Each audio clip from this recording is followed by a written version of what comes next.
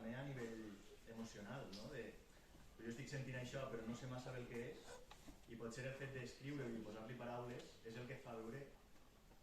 A mi em va passar una cosa quan vaig guanyar el Premi Malgranell.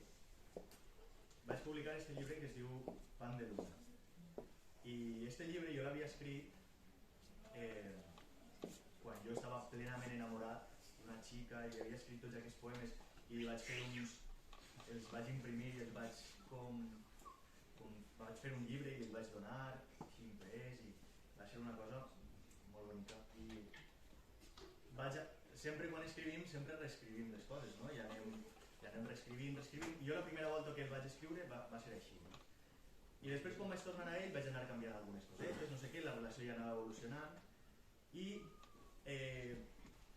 mentrestant jo vaig enviar el premi, va guanyar, va passar un temps fins que el van publicar i vam anar a la presentació. Vam anar a la presentació i estava Maria Josep Escrivà, que és una poeta, que estava allí presentant tots els premis que havia guanyat. I va començar a parlar del meu llibre, que jo pensava que era un llibre d'amor, que jo havia escrit completament enamorat, i va començar a dir que era un llibre de desamor, que contenia tot el dolor de quan acaba una relació, que era un llibre sobre el trencament, sobre tot això. I jo, clar, jo estava allí, que justament aquest dia ja estava la relació molt malament amb la meva parella, i ja estava tot com que semblava que anava a acabar-se, i jo estava allí i ella va llegir alguns versos meus i es vaig sentir i vaig dir, és que és veritat.